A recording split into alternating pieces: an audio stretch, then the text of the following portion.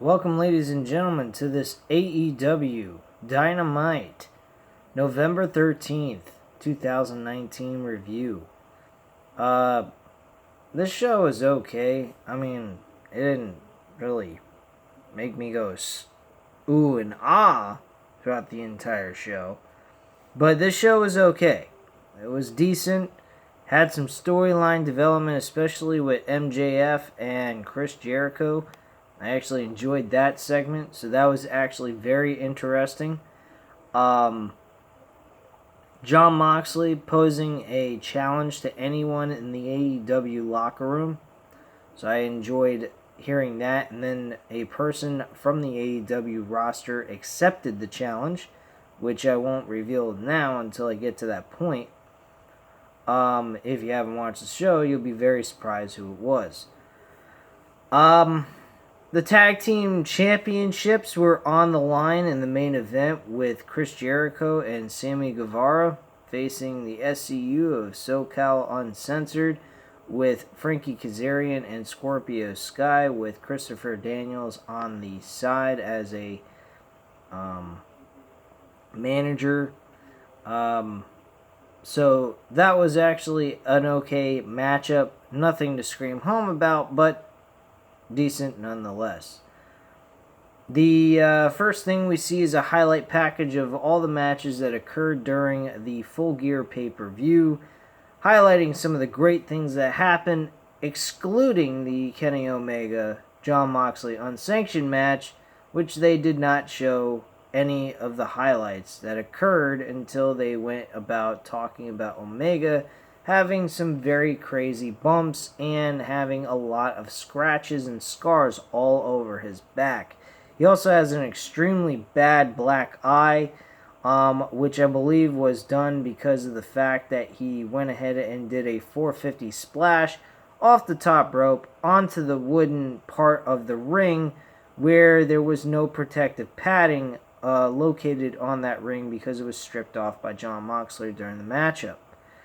So you see a lot of scars all over him. He's not medically cleared by the AEW doctors to actually perform or do anything in the ring, which to me seemed like he actually looked like a victim in this situation. More along the lines like he didn't really win the war. Granted, he didn't win the matchup either, but it kind of looks like the weaker person in this situation than Jon Moxley was. So it kind of gives a little bit more push towards Jon Moxley to be possibly a number one contender in the future for the AEW World Championship against Chris Jericho. So kicking things straight out of the gates, we had Jon Moxley go up against Michael Nakazawa. And this matchup, I am glad it did not last very long. We had the Dirty Deed / Death Rider type DDT performed to close out the match with a 1-2-3. He then goes on the microphone, crushes it on the mic.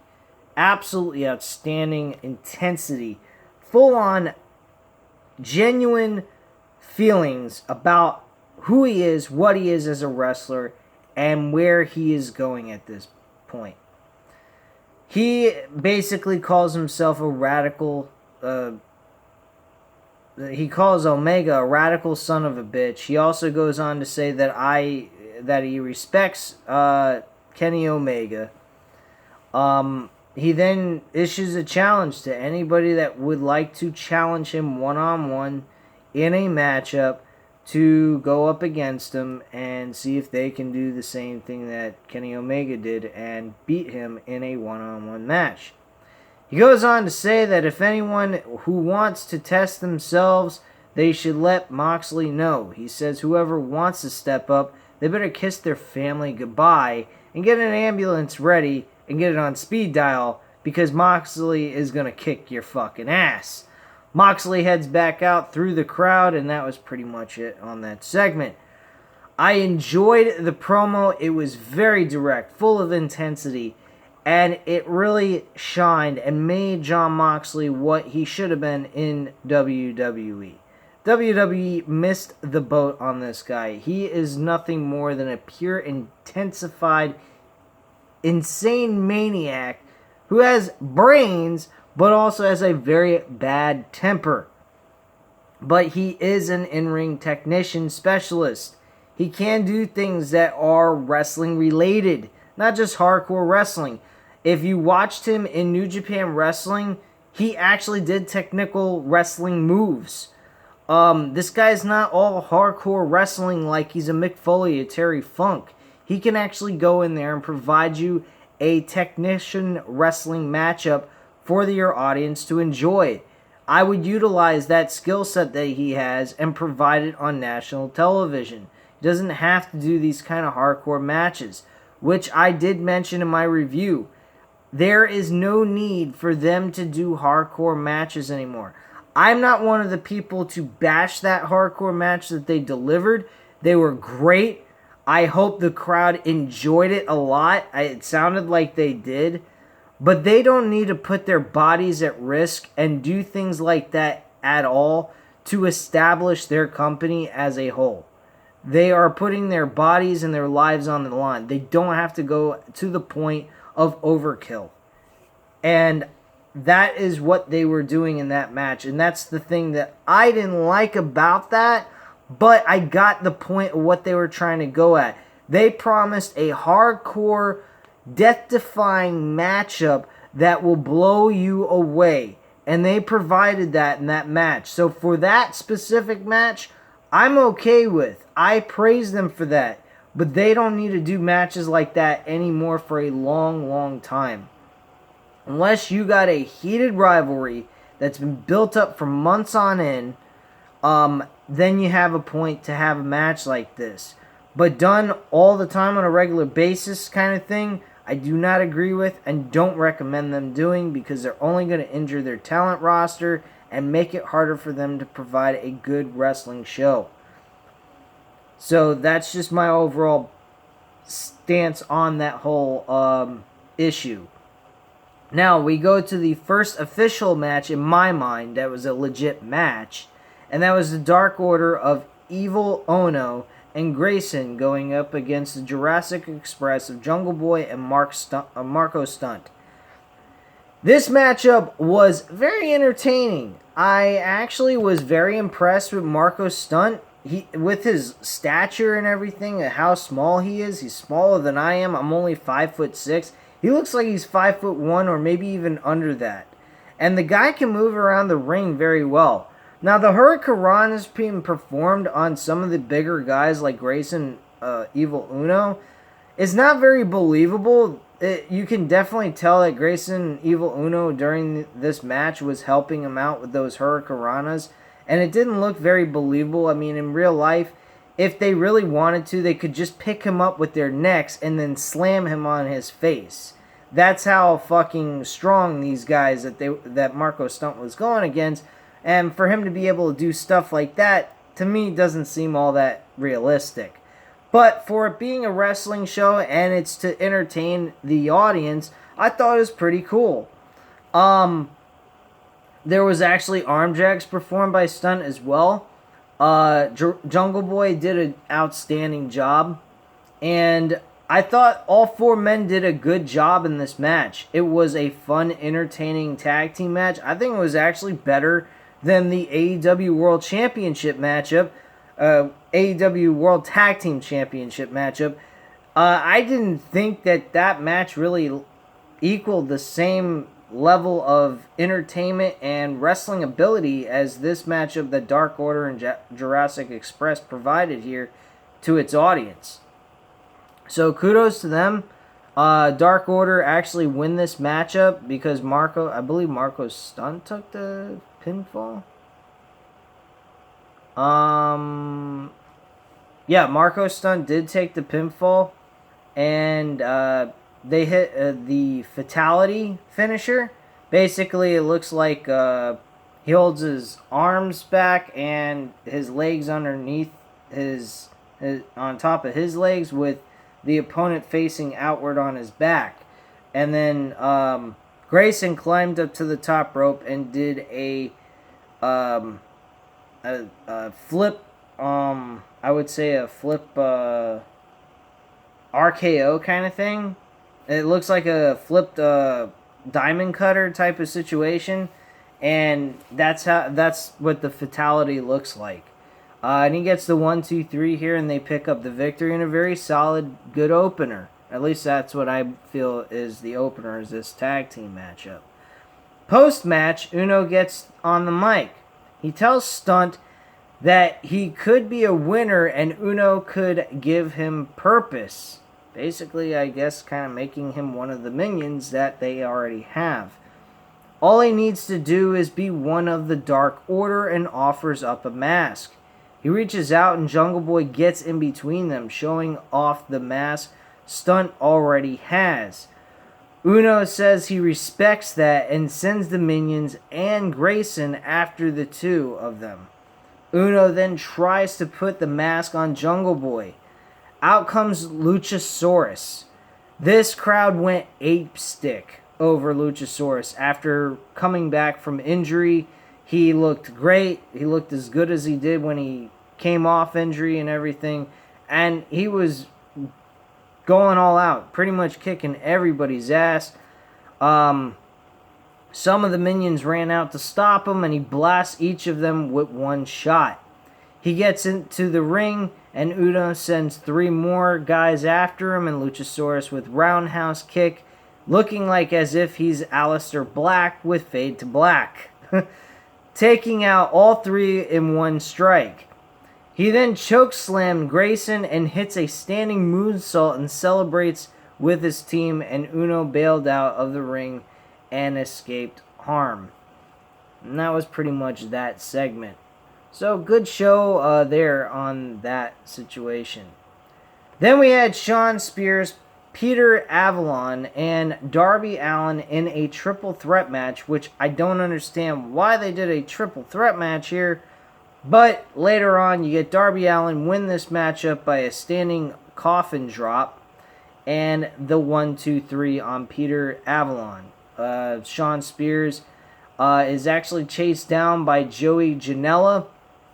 They kind of brawl throughout the entire arena, and that's that. And Shawn Spears is pretty much out of the whole scenario of this matchup, leaving Shawn Spears away from any kind of ability being pinned or losing the match in the process. So that was a smart idea on their part to do that.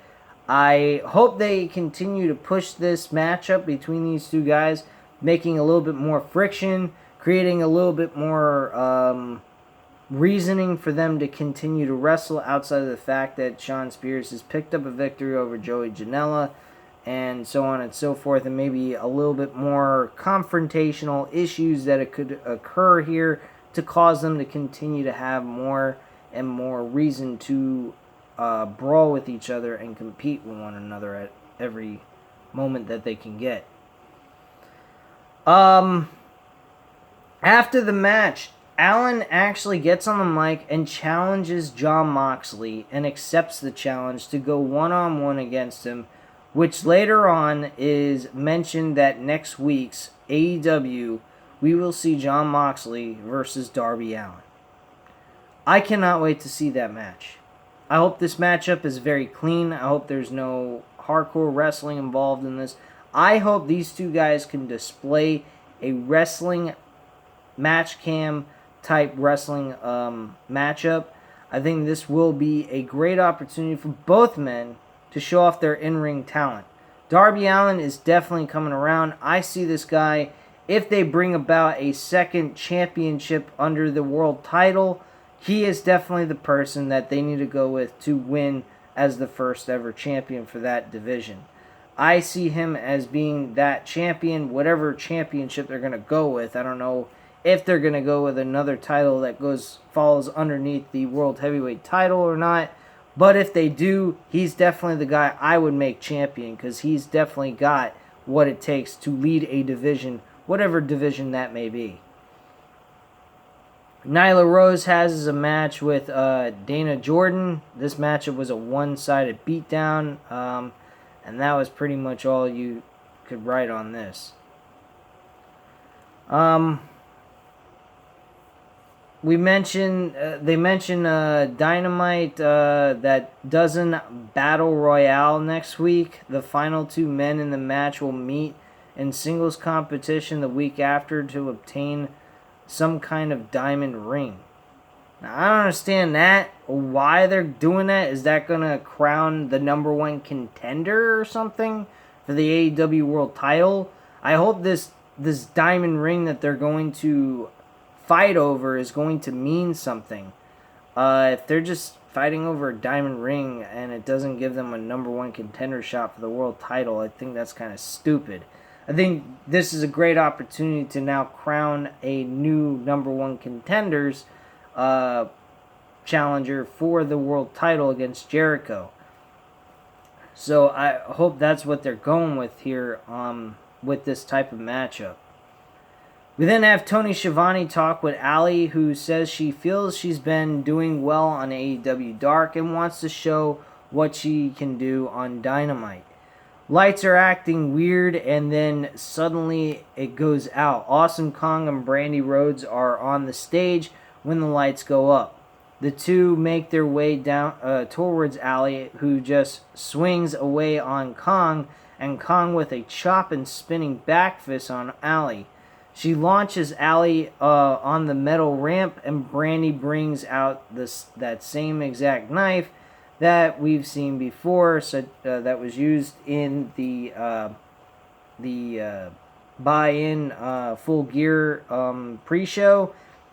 Well, they used this knife again and cut off a lock of Ali's hair. I don't know why they're collecting women's hair. I don't understand the point. It makes no fucking sense. It's completely irrational and insane. We're like portraying Brandy as an evil villain while we got Cody Rhodes portraying a face. That makes no fucking sense. There's no reason or purpose for Brandy to be portraying a heel. There's been nothing done to her to make her become a heel.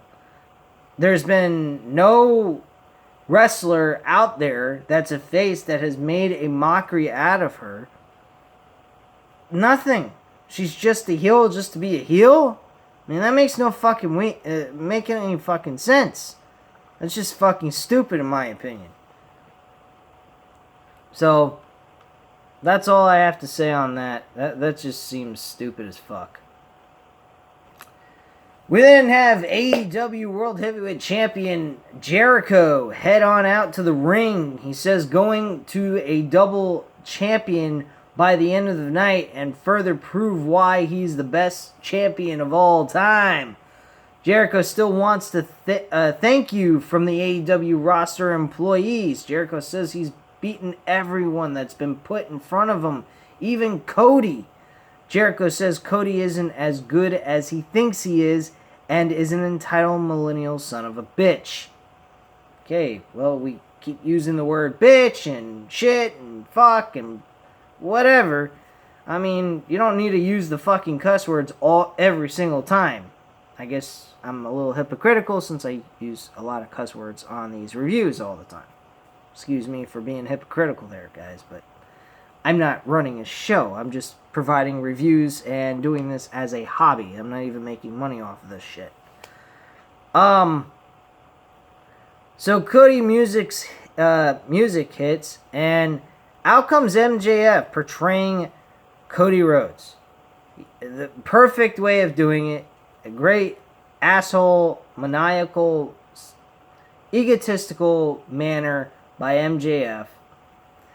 He gets in the ring with Jericho. A-hole chants are all over the place, being chanted by fans. Plenty of booing is going on for MJF. He is he's going to become a modern day version of The Rock in professional wrestling. This guy MJF is great on the microphone.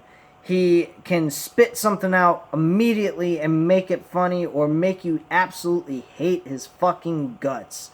This guy knows how to really get under people's skin and play people like a fiddle. Really, I mean, he gets people to go along with the program even though they know it's all fake. And he does the heel character very well. I don't know how he's going to be as a face later on in his career, which I'm pretty certain he will eventually do. I hope he's as good as a heel or as a face as he is a heel. But regardless of all that, right now he is definitely one of the better heels in professional wrestling. And he's only 23 years old. Now, he says if he hadn't thrown in the towel on Cody, his career would have been over anyway. MJF says he is not the villain. Cody is the villain. So he does a spin doctor maneuver here. Cody couldn't give a less of a shit about any one of them, of the fans. Again, saying the word shit, not being bleep, okay, great, but don't do it on a continuous basis. You don't have to do it every fucking time. It becomes stale.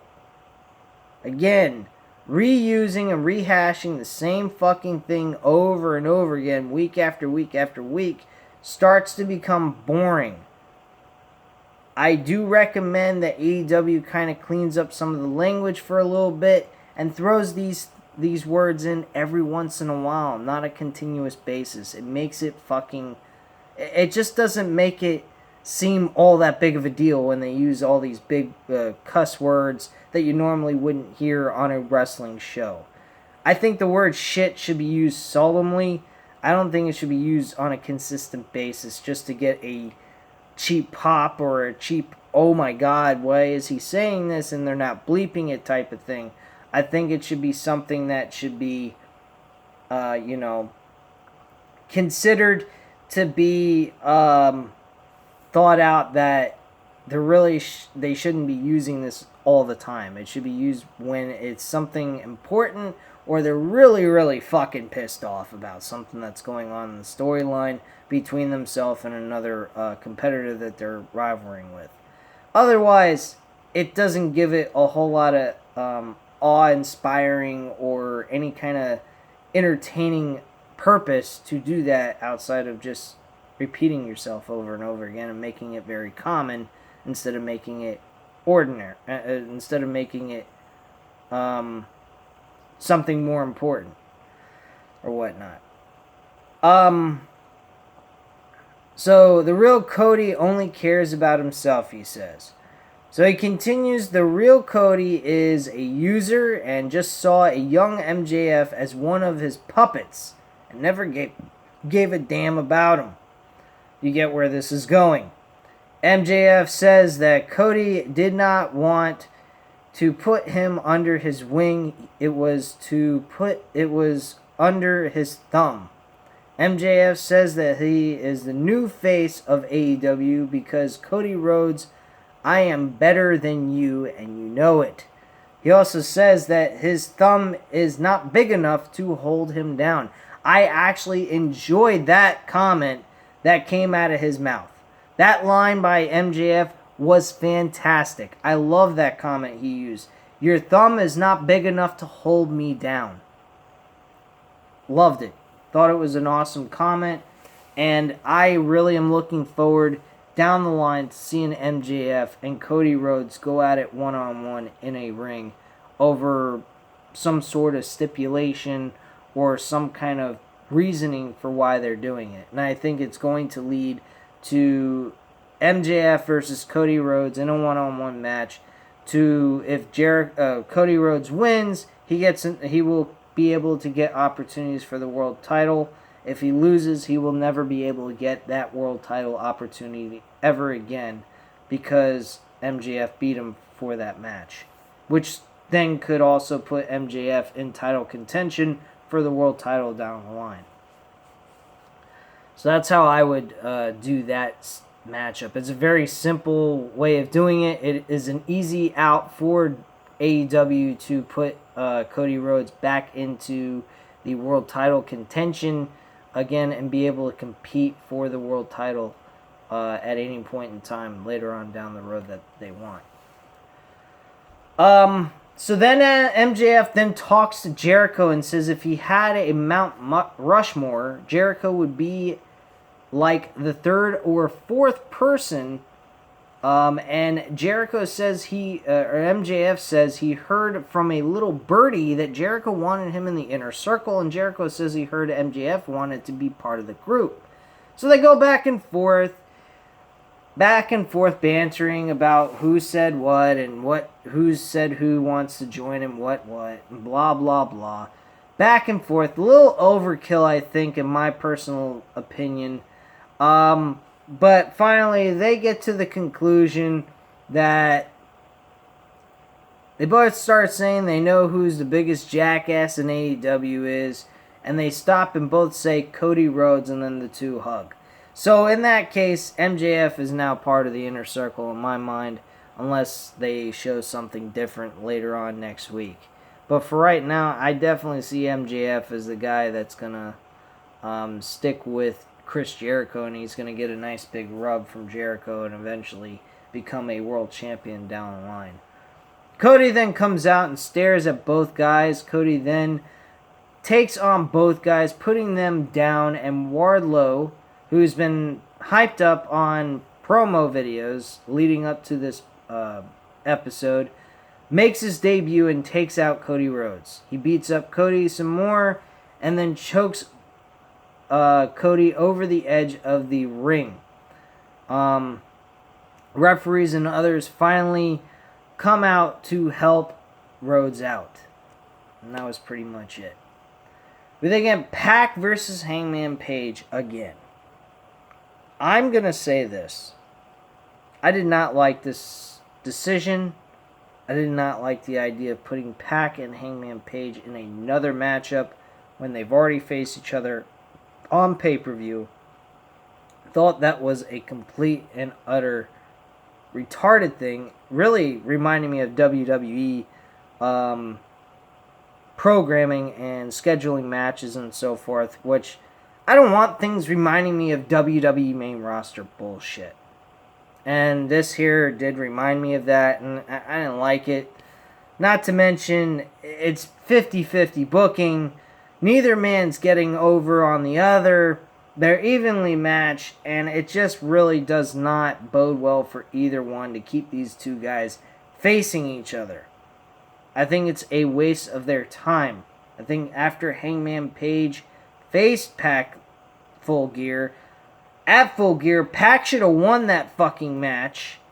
I still say at this point, Pac should have won at Full Gear, and we should have had Hangman Page kind of feeling sorry for himself, feeling like a failure, and eventually getting a heel turn on his character and making him more important. I think that would have worked out a lot better than what they are doing right now. This is 50-50 booking. Nobody's getting over and nobody's looking important. They're wrestling together very decently. They mesh well, pretty well. I enjoy the in-ring work that these two guys provide. But the problem is, these guys are not moving forward in storyline progression. We're not seeing anyone getting pushed for a world title opportunity. We're not seeing anything go on here to make them contenders for the world title. Who's got a better opportunity? I still say Pac is the guy you go with in this rivalry. Now, granted, they did make Pac win this match. But at the end of the day, they didn't need to do this match again. This match should have been just taken care of at Full Gear where Pac won. Period. Match was very similar to Full Gear in some ways. It was a little lighthearted compared to the Full Gear pay-per-view since this was a televised match. But granted, this match was not needed. It did not need to happen. Pac should have won this at Full Gear, like I said. But yeah, Pac won by submission with the brutalizer, and the referee had to stop the match because he wasn't answering the referee, nor was he even doing anything. We then have backstage battle going on between the Young Bucks and Santana and Ortiz with Pride and Powerful. Matt puts Ortiz through a table.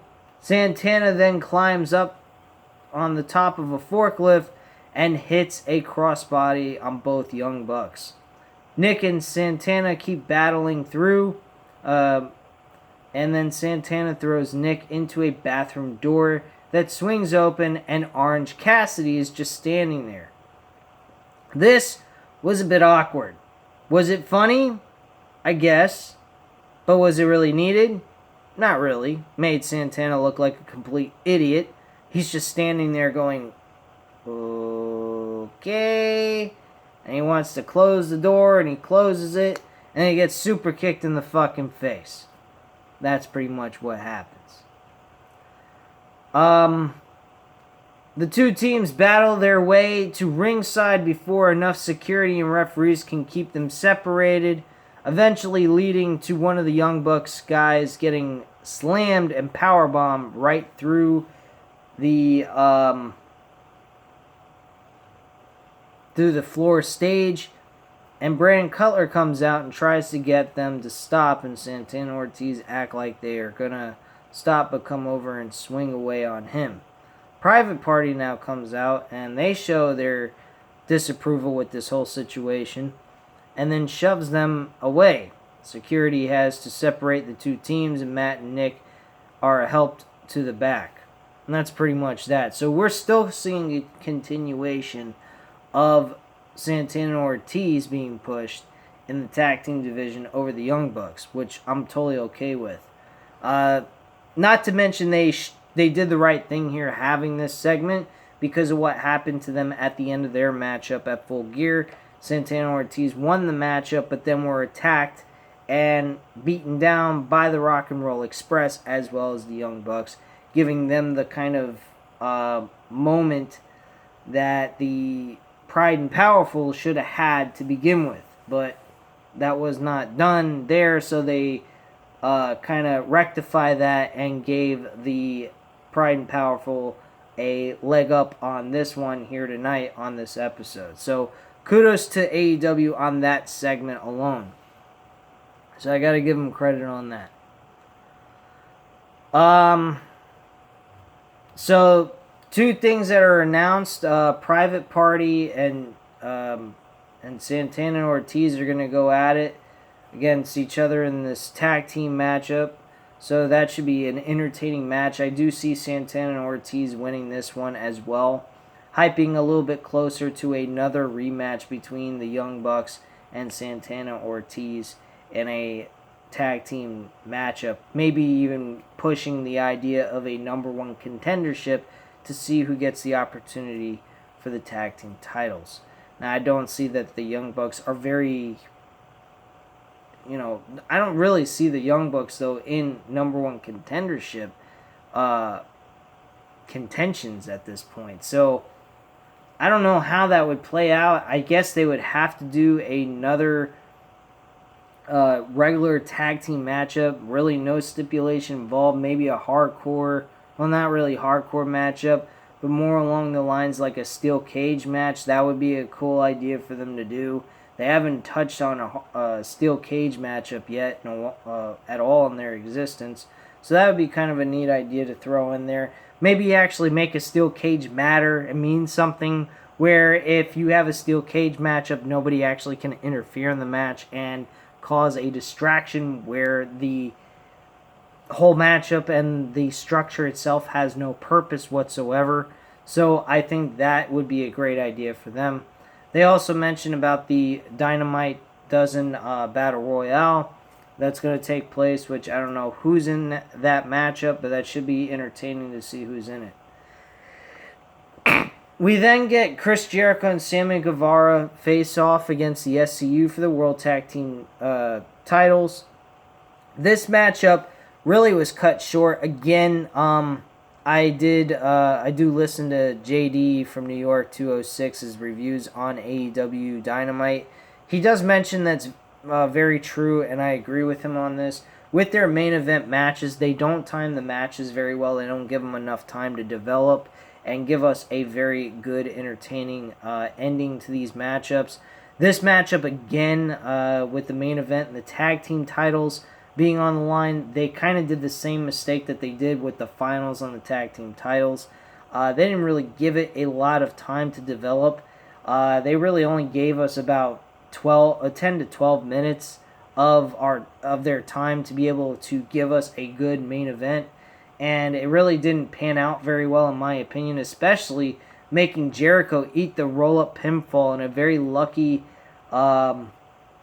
finish by Scorpio Sky, and making Jericho eat his first loss. When his first loss should have been when he loses the World Championship. I think that's when it's a perfect time to give him that first loss. Now at this point, giving him a loss is not exactly all that important. It doesn't give any shock value or even elevate that person who wins the world title from breaking his undefeated streak. So I really think that undefeated streak was very important, vital to Jericho for whoever beats him for the World Heavyweight Championship. Now at this point, it really doesn't matter who beats him, and I don't think it's going to elevate that character very much at all unless you use somebody like a Cody Rhodes or a Kenny Omega.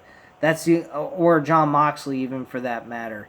I think Jon Moxley out of everybody could have benefited the most out of this because he is still looked upon as a WWE reject who wasn't able to get pushed in the light that he wanted to be pushed because WWE didn't see that kind of value in him like they did with Seth Rollins, Roman Reigns.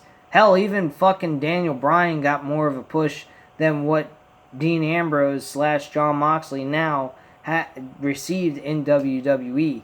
So, in that situation, I actually felt, just talking about this, I think Jon Moxley would have benefited the most out of beating Chris Jericho with Jericho being undefeated.